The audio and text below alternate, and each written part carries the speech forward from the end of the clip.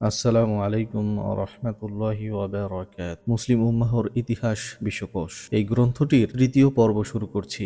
আউযু বিল্লাহি মিনাশ শাইতানির রাজিম। বিসমিল্লাহির রহমানির রহিম। সামগ্রিকভাবে ইসলামী ইতিহাস বিষয়ে রচিত প্রচলিত গ্রন্থসমূহে বড় ধরনের চারটি দুর্বলতা রয়েছে। এক, অধিকাংশ বইয়ে রসুলের সিরাত থেকে খেলাফতে বনু আব্বাস পর্যন্ত বিবরণ রয়েছে। কিছু বইয়ে উসমানী খেলাফতের সমাপ্তি পর্যন্ত রয়েছে, কিন্তু তারপরেও প্রায় এক শতাব্দী অতিবাহিত হয়ে গেছে। বর্তমান যুগ পর্যন্ত ইতিহাস একসঙ্গে কোনো উর্দু গ্রন্থে পাওয়া যায় না, অথচ এমন একটি গ্রন্থ রচিত হওয়া খুবই প্রয়োজন। দুই, এই গ্রন্থগুলোতে সন্দেহযুক্ত ও অগ্রহণযোগ্য তথ্য রয়েছে। উর্দু ভাষায় দুটি কিতাব মানের দিক দিয়ে তুলনামূলক ভালো। ক, তারিখে ইসলাম, শাহ মঈনুদ্দিন নদভী। খ, তারিখে মিল্লাত। এ দুটিতে যে সব তথ্য রয়েছে তা অত্যন্ত মূল্যবান, কিন্তু এ দুটিতেও এ দুর্বলতা রয়েছে যে সিরাত ও সাহাবীদের যুগের ইতিহাস গুরুত্বের সঙ্গে যাচাই বাছাই করা হয়নি। সন্দেহযুক্ত বর্ণনার সনদও যাচাই করা হয়নি। এর ফলে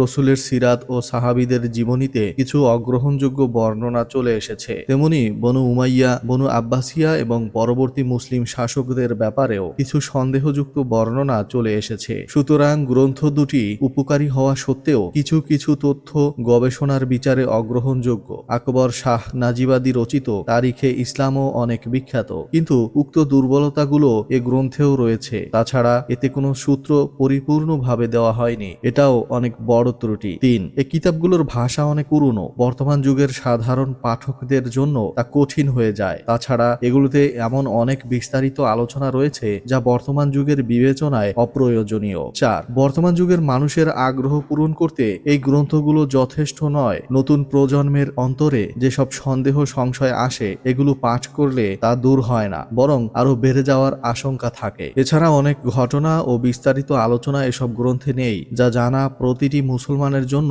আবশ্যক এবং যা পাঠ করে মানুষ শিক্ষা গ্রহণ করতে পারবে। এ অবস্থায় কাউকে এ কথা বলা খুবই কঠিন যে আপনি অমুক ইতিহাস গ্রন্থ নিঃসংশয়ে পাঠ করতে পারেন, এটি পরিপূর্ণ ও নির্ভরযোগ্য। অপরদিকে বর্তমান যুগে ইসলামী আন্দোলন, প্রতিষ্ঠান ও দ্বীনি মাদ্রাসার মেহনতের ফলে যুবক শ্রেণী বিপুল পরিমাণে দ্বীনের দিকে ধাবিত হচ্ছে। ইতিহাস জানার আগ্রহও বাড়ছে। যুবক শ্রেণীর মধ্যে দ্বীনি মাদ্রাসার ছাত্ররা ছাড়াও কলেজ ভার্সিটির ছাত্রছাত্রীরাও অন্তর্ভুক্ত, যারা এ বিষয়ে সঠিক দিক নির্দেশনা না পেয়ে পেরেশান হয়। তাদের জিজ্ঞাসা, আমাদের ইতিহাস কোন গ্রন্থ থেকে পড়ব? আলেম ও আরবি পড়তে পারে এমন লোকদের আমি তারিখে ইবনে খলদুন বা আল বিদায়া ওয়ান নিহায়া পাঠ করার পরামর্শ দেই, কেননা এ দুটি গ্রন্থ এ ধরনের সমস্যা থেকে অনেকটাই মুক্ত। অবশ্য এ দুটিতেও কিছু দুর্বল বর্ণনা রয়ে গেছে। উর্দু ভাষী তরুণদেরকে আমি পরামর্শ দিতাম তারা যেন তারিখে মিল্লাত বা তারিখে ইসলাম শাহ মঈনুদ্দিন নদভী লিখিত পাঠ করে। তবে রসুলের সিরাতে বা সাহাবীদের ইতিহাস নিয়ে কোনো তথ্য সন্দেহজনক বা আজব মনে হলে তা নোট করে আলেমদের যেন জিজ্ঞেস করে নেয়, অথবা আমাদের পূর্বসূরীরা সিরাত ও সাহাবীদের জীবনী নিয়ে পৃথক যে গ্রন্থগুলো রচনা করেছেন সেগুলো পাঠ করে। এরপরও আমার নিকট অতি জরুরি মনে হয়েছে আমাদের কোনো প্রতিষ্ঠান যেন নতুন করে ইসলামের ইতিহাস বিন্যস্ত করে এমন গ্রন্থ উপস্থাপন করে যা অগ্রহণযোগ্য উৎস থেকে মুক্ত থাকবে, সূত্রসহ ও নির্ভরযোগ্য হবে। সবাই যা পাঠ করে উপকৃত হবে, যাতে বর্তমান যুগ পর্যন্ত পূর্ণাঙ্গ ইতিহাস থাকবে। বহু বছর কেটে গেল এ অপেক্ষায় থেকে যে কোনো প্রতিষ্ঠান এ কাজ আরম্ভ করবে। এ সময় আমি সুলতান জালালউদ্দিন ও সুলতান সালাহ উদ্দিন আইয়ুবীর উপর কাজ করছিলাম, তাই আলাদাভাবে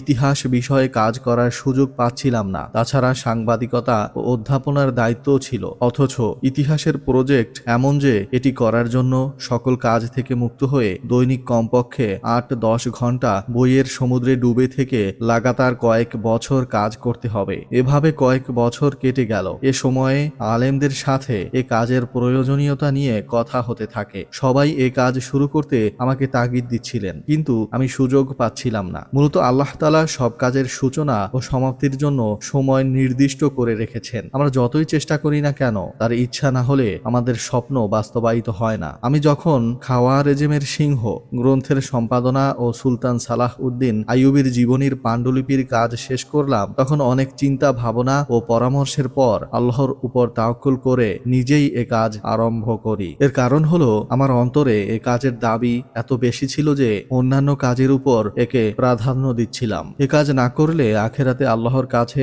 জবাবদিহিতার আশঙ্কা ছিল আমার। সমাজের লোকদের, বিশেষত শিক্ষিত লোকদের শত শত ঐতিহাসিক বিষয়ে ভুল ধারণায় লিপ্ত দেখার পর আমার জন্য নিশ্চয়ই আবশ্যক হয়ে যায় যে সঠিক ইতিহাস সবার সামনে উপস্থাপন করব। এটি জাতির প্রতি সহমর্মিতা ও দ্বীনি দায়িত্ব।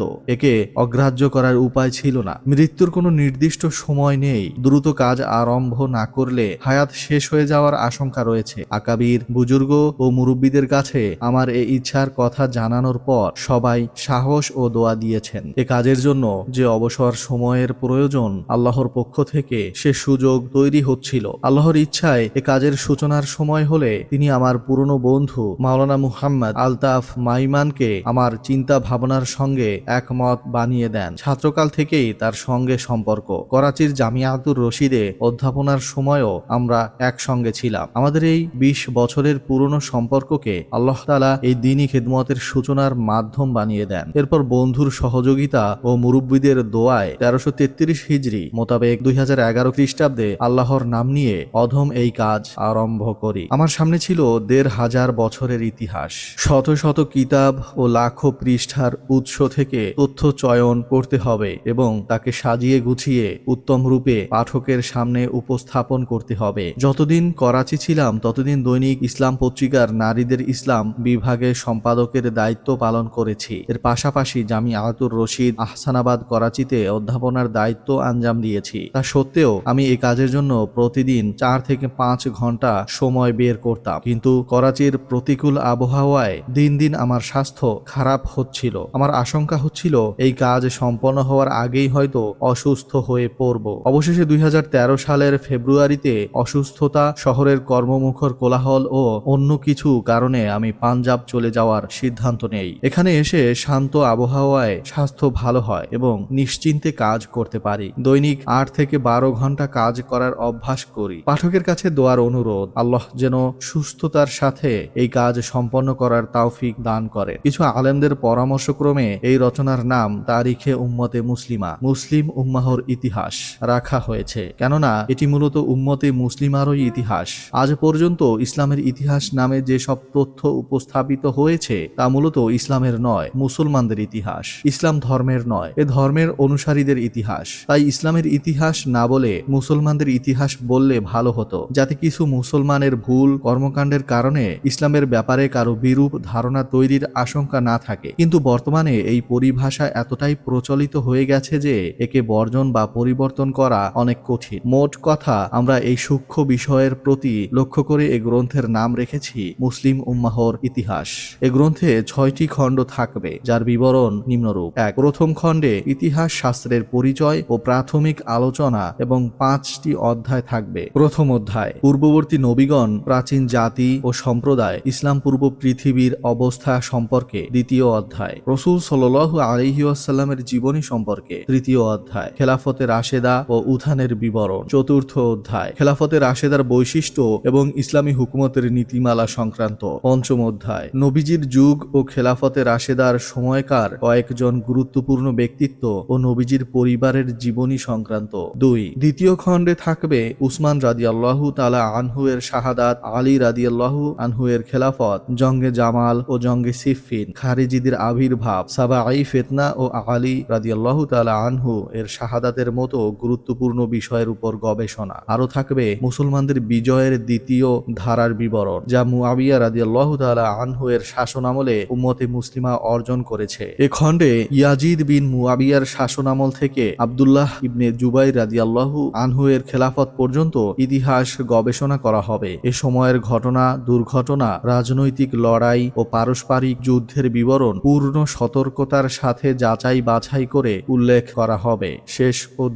শেষ অধ্যায়ে সাহাবীদের যুগ সম্পর্কে উত্থাপিত বিভিন্ন সন্দেহ সংশয়ের বিস্তারিত বিশ্লেষণ করা হবে। ৩. তৃতীয় খণ্ডের প্রথম অধ্যায়ে থাকবে আব্দুল মালিক বিন মারওয়ান থেকে বনু উমাইয়ার খেলাফতের সমাপ্তি পর্যন্ত বিবরণ। দ্বিতীয় অধ্যায় খেলাফতে বনু আব্বাসের উত্থান পতনের বিবরণ সম্বলিত। তৃতীয় অধ্যায়ে থাকবে ইসলামী খেলাফতের বিপরীতে বিভিন্ন ফিরকার শাসনের বিবরণ। 4 চতুর্থ খণ্ডে সেলজুকি, আইয়ুবি, খাওয়ারেজম শাহী, গজনবী, ঘুরি, খিলজি, তুঘলক শাসন ও হিস্পানিয়ার বিবরণ থাকবে। 5 পঞ্চম খণ্ডে থাকবে খেলাফতে উসমানিয়া, মোগল সাম্রাজ্য, হিন্দুস্তান ও উপনিবেশবাদী ক্ষমতার কর্তৃত্বের বিবরণ। 6 ষষ্ঠ খণ্ডে থাকবে স্বাধীনতা সংগ্রাম ও নতুন ইসলামী দুনিয়ার বিবরণ। এবার উৎস ও সূত্রের কথা বলি। পূর্ববর্তী নবীগণ, রাসূলের সিরাত ও সাহাবীদের বিবরণ যা এই খণ্ডে আছে, বেশিরভাগ নেওয়া হয়েছে হাদিসের ভান্ডার, সিরাত গ্রন্থ, সাহাবীদের জীবনী ও নির্ভরযোগ্য ইতিহাস গ্রন্থ থেকে। পূর্ববর্তী নবীগণের জীবনীর ক্ষেত্রে ইসলামের ইতিহাস ইসরায়েলি বর্ণনা মিশ্রিত। যদিও সকল ইসরায়েলি বর্ণনা বর্জনযোগ্য নয়, বরং কুরআন সুন্নাহর সাথে সাংঘর্ষিক না হলে তা গ্রহণ করা যায়, কিন্তু এই শর্তের দিকে লক্ষ্য না করেই বহু বর্ণনা ইসলামের ইতিহাসে অন্তর্ভুক্ত করা হয়েছে। আমি এই গ্রন্থে এ ধরনের বর্ণনা গ্রহণ না করার পূর্ণ চেষ্টা করেছি এবং নবীগণের জীবনী কুরআন ও হাদিস থেকে নেওয়ার যথাসাধ্য চেষ্টা করেছি। সিরাতের ক্ষেত্রেও অধিকাংশ তথ্য হাদিসের কিতাব ও সহিহ বর্ণনা থেকে নেওয়ার প্রতি লক্ষ্য রেখেছি। বুখারী, মুসলিম, সিয়াহ সিত্তা ছাড়াও নিম্নের কিতাবগুলো সামনে রেখেছি: দালাইলুল নবুওয়াহ লিল বাইহাকি, তাফসিরে ইবনে কাসির, সহিহ আস-সিরাতুন নাবাবিয়াহ ইবনে কাসির, সিরাতে মুহাম্মদ বিন ইসহাক, সিরাতে ইবনে হিশাম, সিরাতে ইবনে হিব্বান, আস-সিরাতুল হালাবিয়াহ, জাদুল মাআদ, আল ইসবাহ, উসদুল গাবা, তাবাকাতে ইবনে সাআদ, আল ইস্তিআব, তারিখে তবারি, ফুতুহুল বুলদান, ফুতুহুশ শাম, আল বিদায়া ওয়ান নিহায়া, আল কামিল ফিত তারিখ, তারিখে ইবনে খলদুন, তারিখুল ইসলাম জহাবি, তারিখে খলিফা বিন খৈয়াদ, আল মুনতাজাম ইবনে জাওজি, তারিখুল খুলাফা, আল মুক্তাসার ফি আখবারিল বাশার ইত্যাদি। উপমহাদেশের মুহাক্কিকদের মধ্যে আল্লামা শিবলি নুমানি রহিমাহুল্লাহ এর সিরাতুন নবী, মাওলানা ইদ্রিস কান্দলবী রহিমাহুল্লাহ এর সিরাতে মুস্তাফা, কাজী সুলাইমান মানসুরপুরি রহিমাহুল্লাহ এর রহমাতুল্লিল আলামিন, সৈয়দ আবুল হাসান আলী নদবী রহিমাহুল্লাহ এর নবিয়ে রহমত এবং তবলিগের আমির মাওলানা ইউসুফ কান্দলবী রহিমাহুল্লাহ এর হায়াতুস সাহাবা থেকে বিশেষভাবে উপকৃত হয়েছি। বর্তমান যুগের ও নিকট অতীতের আরব আলেম যেমন ডক্টর আলী মুহাম্মদ সাল্লাবি, ডক্টর আকরাম জিয়া ওমারি প্রমুখের গ্রন্থ সামনে ছিল। শাইখ মুহাম্মদ বিন আব্দুল ওয়াহাব রহিমাহুল্লাহ এর মুখতাসার সিরাতুর রসুল ও অনেক কাজে লেগেছে। খুলাফায়ে রাশিদিনের যুগের বিজয় সমূহের আলোচনা একটু বিস্তারিত আকারে এনেছি, যেহেতু এই সকল ঘটনায় কিছু স্থান ব্যতীত কারো মতভেদ নেই। এগুলোর ক্ষেত্রে বানোয়াট কাহিনী আনার সুযোগও কম, কেননা এই বিজয় সমূহ এমন জাজল্যমান বাস্তবতা যে সহিহ বর্ণনা না থাকলেও কেউ তা অস্বীকার করতে পারবে না। তার মানে এই নয় যে সব ধরনের বর্ণনা আনা হয়েছে, বরং মুহাদ্দিস ও সিরাত রচয়িতাদের মূলনীতি সামনে রেখে যথাসম্ভব যাচাই বাছাই করে তথ্য গ্রহণ করা হয়েছে। কিতাবের বিভিন্ন বিষয়ে আমার অনেক উস্তাদ, মুরব্বী ও প্রিয়জনের কাছ থেকে পরামর্শও নিয়েছি। তাদের দিক নির্দেশনা ও উৎসাহ প্রদান এ কাজকে উত্তম বানানোর ক্ষেত্রে যথেষ্ট ভূমিকা রেখেছে। পাঠক এই গ্রন্থে কিছু আলোচনা নতুন বিন্যাসে বা ভিন্নভাবে দেখতে পাবেন। আমার অনুরোধ, এ সকল ক্ষেত্রে পেরেশান না হয়ে নিরপেক্ষভাবে দলিল নিয়ে চিন্তা ভাবনা করবেন। আশা করি নিশ্চিন্ত হতে পারবেন। আমি আরেকটি কথা গুরুত্বের সাথে বলতে চাই, এই গ্রন্থ কেবলই ইতিহাস বা গবেষণা নয়, দ্বীনি দাওয়াতও বটে। এজন্য সঠিক ইতিহাসের মাধ্যমে পাঠকের সামনে ইসলামের দাওয়াতি ও রাজনৈতিক পরিচিতি সুন্দরভাবে ফুটিয়ে তোলার পূর্ণ চেষ্টা করা হয়েছে।